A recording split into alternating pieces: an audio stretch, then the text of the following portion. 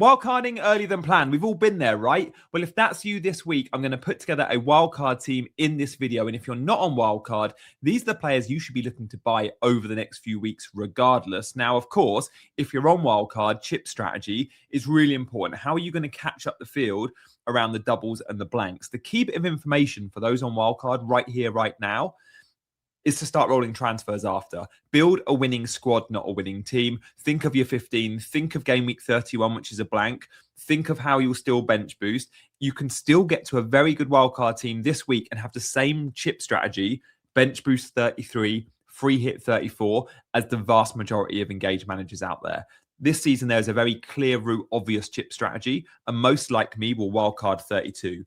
Bench boost 33, free hit 34. If you're wildcarding now, you want to get to game week 32 with 4-5 free transfers. And you can absolutely still do that if you wildcard with the right players and you don't have urges in game week 29 and game week 30.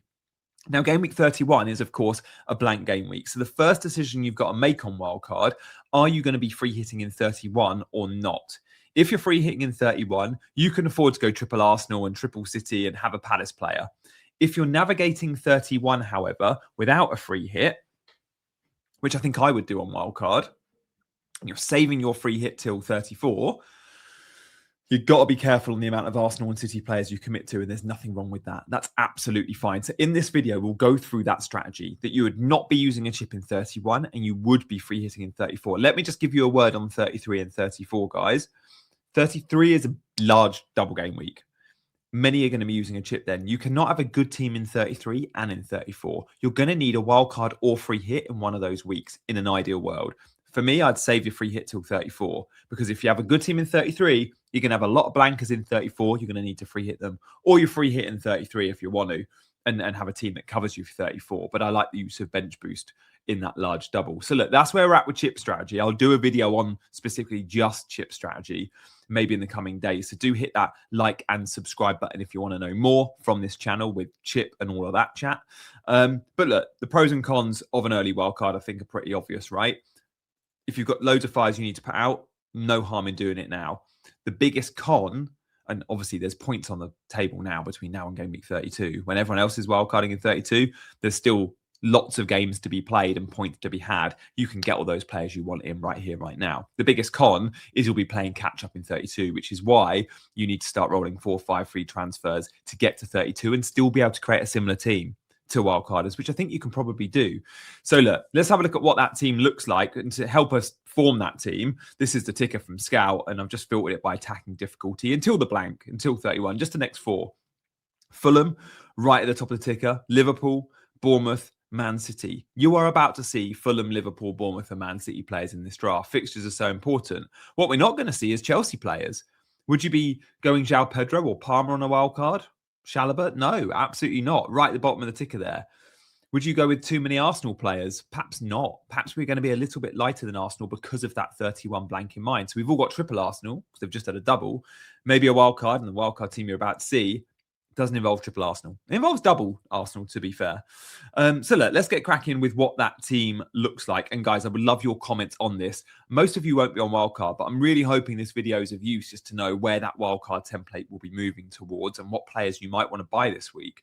So let's start with where we've got the double ups and where we've got the triple ups. So first and foremost, we have triple Man United. Now, the United fixtures aren't the best. But I look at them and go, yes, they're fairly low in the ticker because their results last season were so bad. They're not rated as a top team. Yet, I think under Carrick, what we're seeing is they are a top team. They've dropped 2 points under Carrick. He's won pretty much every game. He's drawn one. Crystal Palace, Newcastle, Villa, Bournemouth. I quite like the entry point of Palace at home. And we say it all the time when we're talking about Man United, but it really is so important. They're fresh. They're not in the cup competitions. Every weekend, they look like they're going to be on it because they haven't had a midweek fixture. So Man United go into each game with a full week on the training ground with a fully fit squad, and it matters. So where would I go? Well, Harry Maguire's in my team. I think he's just a super cheap option, 4.3 million. Again, on Monday night against Everton, he got DEFCON. He's been quite a good source of DEFCON since he's come back in the team.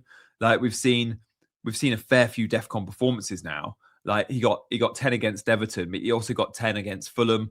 He got 11 against Arsenal. This is all under Carrick. He's had a couple of sixes in there, but 3 DEFCON in the last 5. happy days. You're going to get a goal from him sooner or later as well, because we know what a threat he is at set pieces. And at that price point, you're going to go Maguire as your fourth or maybe even your fifth defender. He's in my team. And Burmo's outscored Bruno since Carrick's been there. I thought that was a really interesting stat I saw earlier. I think Burmo's had one more point than Bruno under Carrick. But nevertheless, the counter-attacking football suits Burmo, playing on the break. It's what Brentford did. It's what Man United are doing. Look at the goal that Sesko scored against Everton. That is the new look Man United. A ball over the top from Cunha, summer signing, to Burmo, who's chasing down the channels, getting in behind, summer signing. Squares it to the new number 9 that's going to be really good at Man United. He's just taken a while to settle in. New signing, Benjamin Sesko.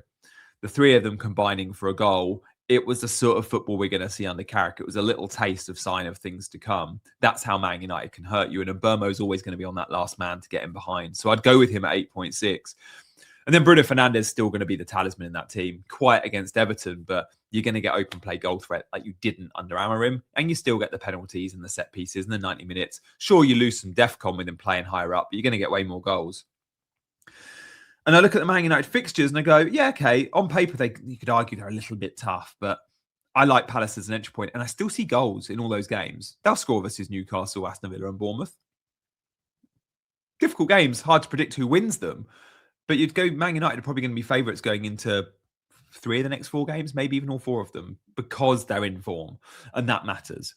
So triple Man United, I'd go there on wildcard. Where else do we have a double up or a triple up? Well, we used to have double Arsenal. I still think Arsenal is the best defence in the league by some distance, and some are losing patience because they're going, oh, they're not keeping clean sheets. Okay, for the last 3 games, the double game week and Spurs, no clean sheet. But they're still looking quite good defensively. Other than a Declan Rice error, they can keep a clean sheet to Tottenham when they win their game 4-0. Double game week was a bit of a freak with those 2 away games. Again, low expected goals against them. Teams like Wolves clocked very few chances, low XG against them, yet still scored 2 goals. It was a bit of a freak. I think we're going to see Arsenal returning to type, and that'll be a lot of 1-0 wins. And I think it'll be 1-0 wins that possibly leads them to the title. Do we think they'll win the league? I'm not sure. I think City could do it, but it's in City's hands, by the way. They might be 5 points down, but they've got a game in hand, and City play Arsenal at the Etihad. So it's in City's hands. People forget about that. Nevertheless, I still expect Arsenal to have a huge amount of 1-0 wins. And they'll go to teams like Chelsea and Brighton, the next 2, and they'll go, they're quite good attacks. We'll sit deep and we'll be quite pragmatic. And I expect to see them grinding out clean sheets. So Gabriel and Raya are the 2 obvious. Now, remember, Arsenal don't play in 31. And when we look at the fixtures for 31, we need to note there is no Arsenal, no Crystal Palace, no Man City, no Wolves. In an ideal world, you're going for a little bit more Man City and Arsenal. But in this team, we're going to see double City and double Arsenal. We're only going to see 4 players from these teams. No Wolves, obviously. And we're not going to go Palace on this draft either.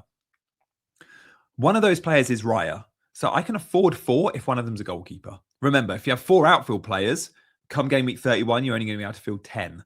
You can field 11 if Raya is one of your Arsenal assets, one of your 2. That's why the Gabriel Timber combination I like, but I prefer Gabriel Raya with 31 in mind. Raya's starting to get some save points as well, which has been good to see. Also, Timber went off. I wonder if he was injured. He went off about the 75th minute, didn't he? Doesn't usually go off, so I just wonder if he's got a knock.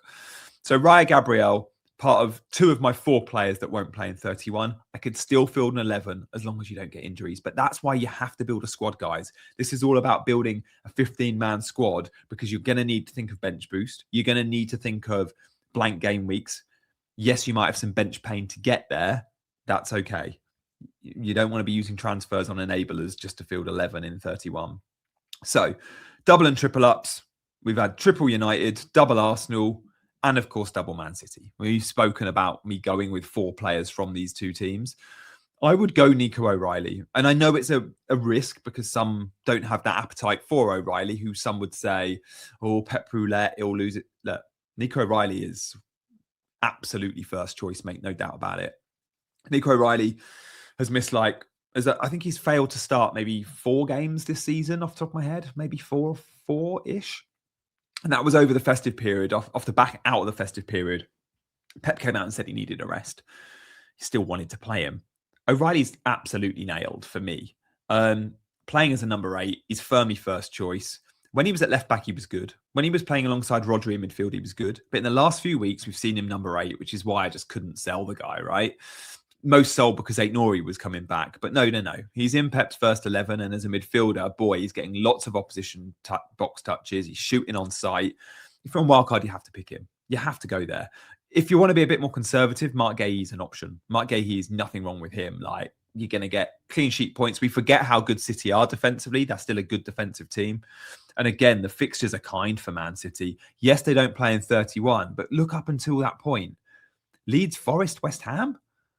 They should beat Leeds and West Ham convincingly. And Forest is the home fixture where they're very good. So I expect 3 wins there. And O'Reilly, look, he's not going to continue to go get goals every game and braces every game. But does he get 1 goal in the next 3? He's got a good chance. He's probably got a 50% chance of scoring in the next 3. And he'll get a clean sheet or 2 and maybe an assist.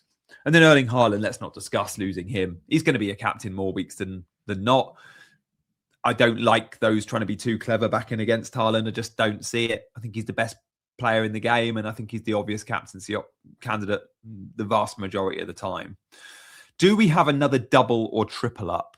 I think we do. By the way, thank you for hitting the like button. It massively boosts the algorithm. And if you're new around here, subscribe. So we only had the 1 triple up. Then we've had a double up of Man United. Then we had a double up of Arsenal, double up of City. There is 1 more double up. It's Bournemouth.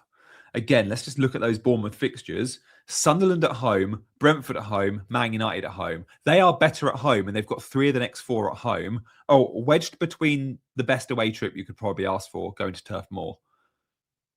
Well, Burnley have been quite strong, to be fair, but at the moment, you want to play Burnley. So Sunderland, Brentford, Burnley, Man United. I see goals. I see 1 or 2 clean sheets. They're not the best for clean sheets, Bournemouth. They've had a few recently. They've been a bit jammy.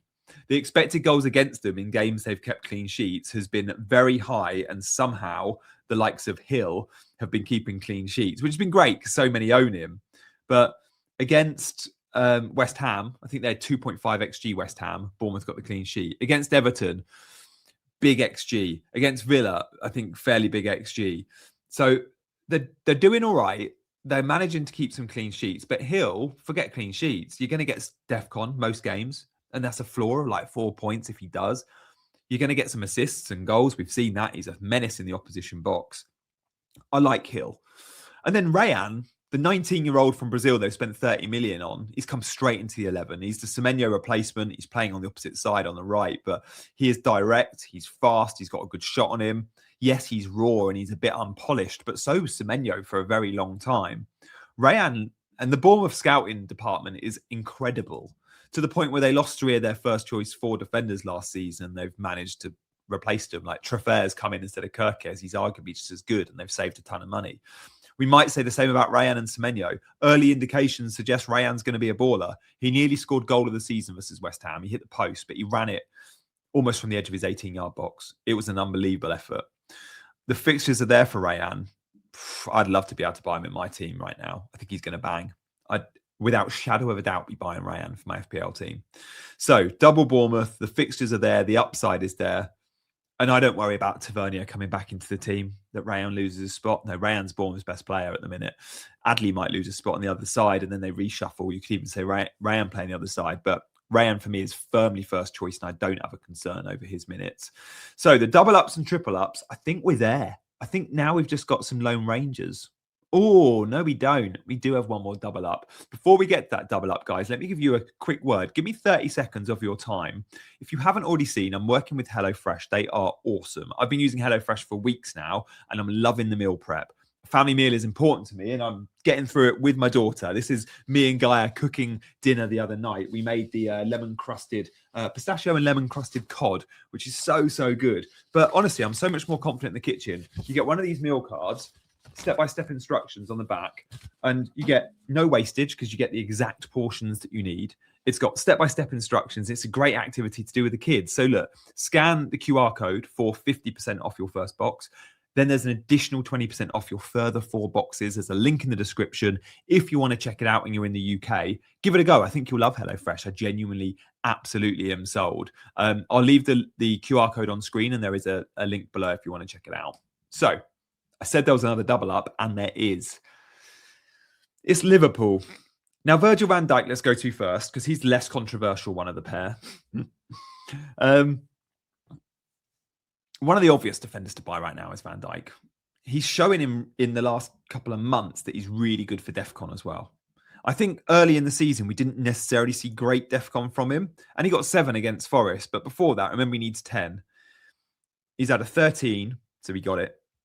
An 8, a 13, and a 13. So he's had DEFCON in 3 of his last 5. He also gets attacking returns. Now, we didn't think we'd see 2 in 2. He's had an assist last time out and a goal the week before that. But we know every season we're going to get a handful of goals and assists from Van Dijk. Last season, he had 4 attacking returns. The season before that, 4. The season before that, 4. Season before that, 6. But he's good for 4 attacking returns. He's had 3 already. There's another one coming at some point this season. Even if it doesn't, you're going to get some clean sheets. You're going to get DEFCON. Excuse me. I record these live or as live, so apologies. You have to deal with my coughing. You're going to get DEFCON. You're going to get goals, a few goals. You're going to get clean sheets in DEFCON. What you will also get from Virgil van Dijk is bonus points because he's so good at all the underlying bits. When he does get a goal or an assist or a clean sheet even, there's a very good chance of DEFCON. I wasn't impressed with Liverpool versus Forest. They were pretty jammy to win the game. But given the fixtures, Virgil's going to get some points. Like, I expect them to outplay West Ham at Anfield, outplay Tottenham at Anfield, go to Wolves and go to Brighton. They've got a chance. He's a very good pick and a bit of a unicorn defender. And then someone that's not necessarily been a good pick, he's not been a good pick at all, and that is Hugo Ekitike. But he's in this team because there's a shortage of forwards, and I've got a bit of a shortage of money in this team. Like, I've got loads of money to spend. No Saka, no Palmer, no Salah. That's 3 premium midfielders that I'm not interested in. I don't want Salah, I don't want Palmer, and I don't want Saka for the value that they offer. So because those 3 aren't in, I've got loads of money to spend. So up front, I can go to a bit of a luxury of Ekitike that if he's not performing at his price point, it's okay because money's not an issue. Now, this squad has been made with my team value, but there's money in the bank. Most should be able to get to this squad. Now, Ekitike has blanked 5 of his last 6. It's pretty dire. 5 of his last 6, and the last 3 have all been 2-pointers. He has had a 13-pointer in there, but he's not pulling his weight for 8.9 million. And at 26% owned, that is going to drop. But we can't ignore the fixtures, and we can't ignore the fact that Alexander Isak is out of the team. And he's not back to the end of March. We get another month guaranteed of Ekitike playing every minute pretty much. West Ham, Wolves, Tottenham, the ceiling is high. I know he's not the most composed in front of goal, and it's been super frustrating. But we are going to get some goals, and I think I'd keep the faith. Look, if money was tight, he'd be the first to go. I'd look at this and go, I don't need Ekitike in the team. But I don't think I want Palmer, given the fixtures. I don't think I want Saka, and I definitely don't want Mo Salah. So I've just got money to burn. And look, cheap forwards, your Welbecks, your Jimenez's, your Evan Nilssons. I'm not overly sold on any of them right now. Maybe Jimenez. But I'd go Ekitike just for the punt. So 5 blanks in 6. It ain't good enough. But there's another forward out there that said 5 blanks in 6, and we're all buying him. It's not good enough either, Igor Thiago, but the underlying XGI is there. So with Ekitike, I forgot to highlight the XG. 0.71, 0.42, 0.59 in the last 3 weeks. He should be scoring goals. Thiago is similar. XG, 0.3, 0.77, 0.79, which was his penalty versus Newcastle. But his underlying XGI is quite good. He is missing some chances, but he's getting them, just like Ekitike. If they're getting the chances, I'm very happy going with Igor Thiago and Ekitike because over a larger sample size, over a longer term, they will start performing at their expected. They will start converting. And as soon as they convert, the ceiling's high. Igor Thiago also takes penalties. He's the talisman. And his fixtures are even better. It's Burnley, Bournemouth, Wolves. Oh, and by the way, in game week 31, both players play. Liverpool have Brighton away. Quite tough. But Brentford in 31, they go to Leeds. Again, it's good opposition. Igor Thiago is so obvious for me. He's so obvious. I'd be picking him despite the blanks. 5 blanks in 6 for both those number 9s. And here I am saying I'd want them both in my team. And you're going to probably see them both in my actual team. This is my wildcard draft, not my team. When you see my team selection video tomorrow, you'll probably be seeing them both in there. I don't currently own Igor Thiago, but I'm pretty sure I'm buying him. So look, the double ups are all but there. Where else are we going? So we've got the Lone Rangers. We've got 2 midfield punts and a goalkeeper. You can guess who the goalkeeper is. We don't need to discuss him. But the midfield punts, 2 enablers in midfield. We've got Rayan in there already, but I think there's a case to have 3 midfielders under 6 million, and you rotate them as your 8th attacker each week, depending on fixture. But the easiest set and forget is Elliot Anderson. I've done a members only video on this, so I don't want to talk too long on Elliot Anderson. And guys, hold my hands up. I've not owned Elliot Anderson all season. He's not a me pick. I like Rayan. I like tricky wingers or number 10s that are 5.5 million that are got an upside, that I watch football and I pick them because they're an exciting pick. Gianni, you need to adjust with the times because there's this thing called DEFCON and it matters. And I've been there with defenders, but haven't been there with midfielders in a big way. And Elliot Anderson is the most vanilla pick in the game. And it says a lot about your management style if you went there early or if you didn't. And I didn't, and more for me, quite frankly. But it's time to adjust. Now, I don't think I'd be going to buy Anderson because his ceiling is fairly low and he's not going to hurt you in any given week. And he's never a priority buy. If, however, I'm on wildcard, he's one of the first names on the team sheet. He's so obvious. He's got such a high floor. Look at these last 7 weeks. His floor's been 4 points. Like, he always gets you something.